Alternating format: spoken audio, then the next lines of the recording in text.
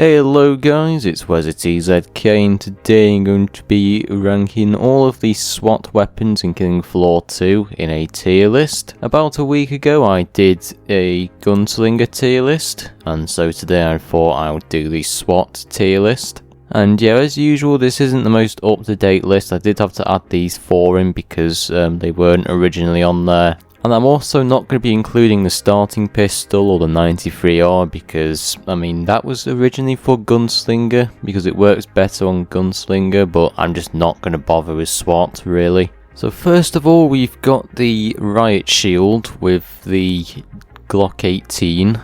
Yeah, to be honest, I'm going to put it in C tier. I did used to like this thing, but it's just not that practical. The Riot Shield, it takes up like a third of your screen, so you can't even see where you're going on the left hand side. Also, the Glock 18, the single one, isn't that strong, to be honest. It is good for general trash clearing, but when it gets to larger Zeds it kind of struggles. Although it does actually block incoming damage, just like parrying with a weapon. And you can actually hit the Zeds with a shield, but yeah, it's just not that effective, really. Coming up next is the HRG Nail Gun, and this is actually a really decent weapon. It's a really good boss weapon. It's got a lot of ammo, a lot of damage. Not only is it good for bosses, but it's also good against flesh pounds and scrakes. It's just a good all-round weapon. Unlike the Berserker's Nail Gun, it's actually full auto, which means you can just hold on the trigger and absolutely obliterate anything. Coming up next is the Tommy Gun. I have to give this a B tier.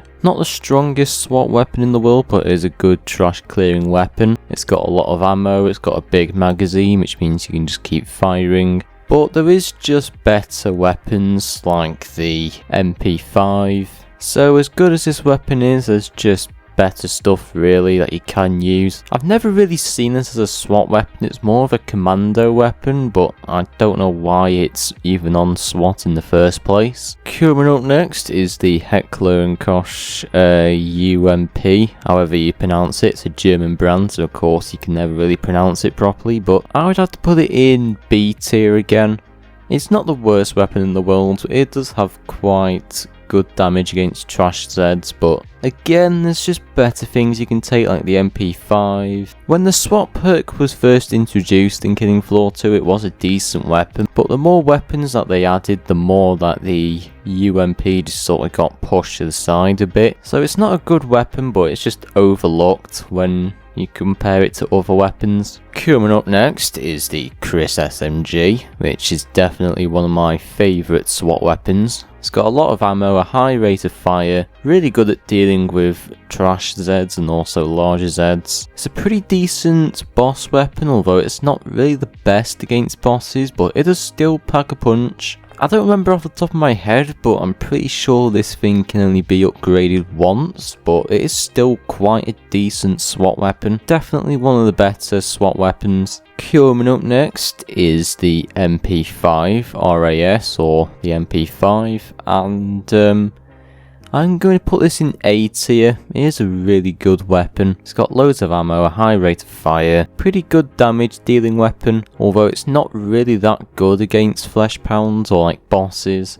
But it is good at just clearing out Zeds, so I would give it an A tier, but it's not exactly perfect, but it's still a good weapon. Coming up next is the MP7, which I would actually give a B tier. It is actually quite powerful, but it is a starting weapon, so it's not really going to be that great. But early on in the rounds, it's going to be a really good trash clearing weapon. It's got a load of ammo and just all round great damage. Not really very good against flesh pounds, so like I said before, it is a good starting weapon, but when you get further into the rounds, you do want to get rid of this thing. It doesn't really provide that much damage getting into the higher rounds. Coming up next is the P90, and I would actually give this B tier. Just like the UMP, it was a really good weapon when SWAT was first introduced into the game, but the more weapons they added, the more this weapon got overlooked, just because there was just better choices you could take. So it's not a bad weapon, but it is a bit overlooked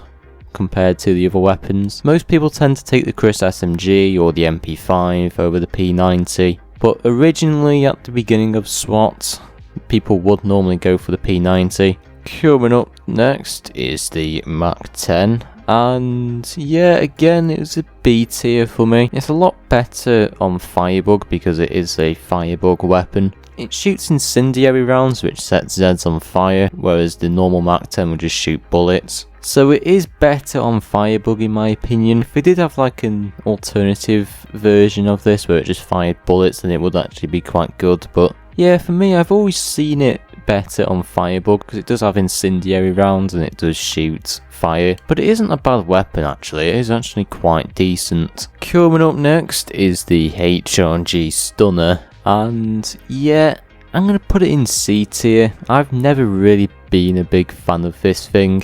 It's just felt awkward to use. I don't really see the point in it. It's just a AA-12 with stun grenades. Like, what's the point? It is quite a strong weapon. It is definitely better than the Riot Shield in my opinion. Let me just swap places with that. There you are. It is definitely better than the Riot Shield, but yeah, I've just never really seen the practical use in it. It's just always felt a bit awkward to use. I don't know what Tripwire was thinking when they made this weapon, but yeah, I've just never seen the practical use in it. But it is quite a strong weapon, I'll give it that. Again, there's just better things you can take. Coming up next is the G36C, and this is definitely one of the best SWAT weapons I've ever used. I mean, it's an AR, so it should be a commando weapon, but for some reason Tripwire put this in SWAT. I don't know why. But yeah, the G36, it is a really good assault rifle. It's got armor piercing rounds, which means you can easily kill rioters. If you get the Abomination boss, you can easily rip through his armor. It's really good against that. It's also got a red dot sight as well, which means you can hip fire with this weapon and aim pretty well. It's got really good sights on it as well. You can aim for pretty long range. I just love using this weapon. It is honestly one of the best DLC weapons Tripwire have ever put out. Every time I play SWAT, I always take the G36C. It's just so good, so powerful. And that's what really makes it stand out from the other weapons. It's the only weapon that actually has like armor piercing ammunition, whereas the other ones just use like regular bullets.